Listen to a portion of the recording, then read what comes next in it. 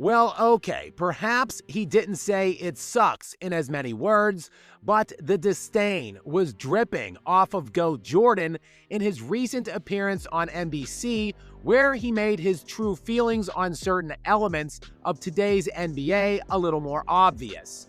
This segment of the interview aired last night on NBC, and likely his true feelings will be made more and more apparent throughout the segments of this interview to follow over the course of the next several months. That all in Michael Jordan's ongoing conversation with Mike Tirico, which essentially boils down to one single interview when NBC sent Tirico and a camera crew to MJ's house, likely a few months ago, in an interview to be spliced up and regurgitated in tiny 3 to 4 minute segments during every single game NBC airs this season.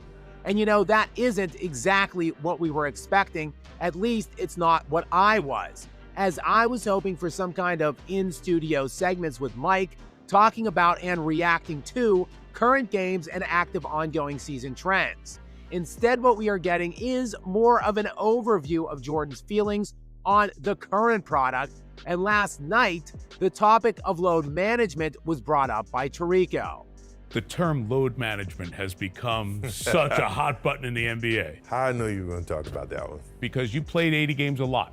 And just to clarify or drive home this qualifier to his question, Michael Jordan played all 82 games 9 times out of his 15-year NBA career, including his final season, one in which he turned 40 during it.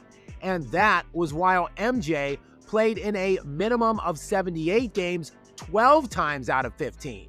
2 of the 3 seasons he fell short of that mark, by the way, were literally when he broke his foot early in his second season, that would be 1985-86, and when he was retired for 3/4 of the season in 94-95. The point here is that Jordan never load managed, and he doesn't see why it's necessary today. It shouldn't be needed, first and foremost. You know, I never wanted to miss a game because it was an opportunity to prove. Jordan went on to highlight the obligation he felt to the fans, something that is most certainly absent from today's NBA players. They're wanting to see you, and as an entertainer, I want to show, right? So if the guys are coming to watch me play, I don't want to miss that opportunity. But look, it went beyond that for Jordan. He felt a sense of obligation to play whenever he was physically capable, something that was within him from the very beginning. Third game of the season, started my career. Okay. I twisted my ankle, and I had a teammate, David Greenwood. He says, you know, you twist your ankle, young fella, come over and sit with me. You know, this is you need to. I said, no, man, I'm trying to make a name for myself. There's no way I can sit. You know, I need to get out there and show what I'm capable of. I want to play. I want to win. I want to make an impact. Even when it wasn't physically possible, Jordan still felt compelled to perform. I always felt that. I always felt the necessary need that I could never leave my comrades out if I could perform, right? Even if I couldn't. Utah, a great example. You know, everybody said the flu game. It's game 5, which is a very pivotal game. And for those of you who don't remember, Game 5, 1997 NBA Finals, series tied at 2 games apiece, and in NBA history across all series, the team that wins Game 5 goes on to win that series 82% of the time. So to say that it was pivotal was an understatement.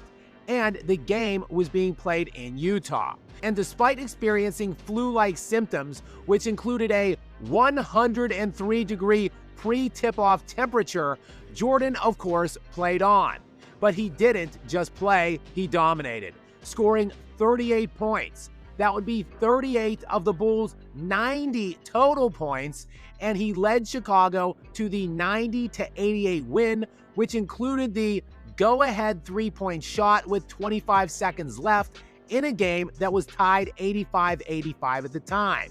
See, Mike actually made his big-time shots, Notice how we aren't sitting here talking about a chase down block with over a minute left in the game and ignoring a teammate making the game-winning series clinching shot, but I digress. The first step to completing this marquee performance for Michael Jordan was just getting on the court in the first place. I was going to find a way to get out there, even if I was a decoy. Well, once I got out there, you never know how, pushing yourself, you never know what happens, right? See, this is how real competitors and ambassadors of the sport of basketball think, act, and carry themselves. And the guy credited with becoming the closest thing to Michael Jordan, either before or after his airness, Kobe Bean Bryant, was cut from the same cloth. A mentality that cost him a very realistic shot at becoming the all-time leading scorer in NBA history. A mentality that cost him his career while he was still playing at an elite level in his 17th season at the age of 34. That would be a year where Kobe Bryant posted a very similar stat line as a then 28-year-old LeBron James, who won the league MVP that very season while posting per-game averages of 26.8 points, 8 rebounds, and 7.3 assists. And yet Kobe that year actually played in more games than LeBron while averaging more points and only 1 fewer assists, dropping nightly averages of 27.3 points, 5.5 rebounds, and 6 assists. Realistically, how many more elite years did Vino Kobe version have in him? But amid a season of turmoil and injuries where Pau Gasol would decline substantially while starting in only 42 games, and 38-year-old starting point guard Steve Nash also missed over 30 games, Kobe took on the added responsibility to drag the Lakers into the playoffs.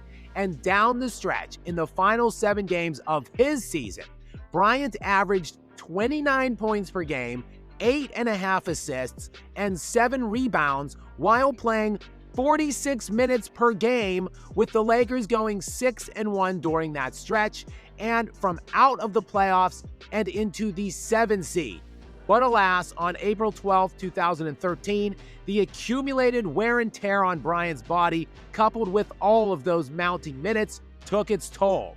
Kobe ruptured his Achilles, essentially ending his career, as he would suffer season-ending injuries early in the next 2 years as well, before literally limping through one final ill-fated season. Yes, Kobe could have been the all-time leading scorer in NBA history if he wanted to, but that was never important to him or to Mike for that matter. The responsibility was to be the best version of yourself as a player as possible while promoting team cohesion and winning.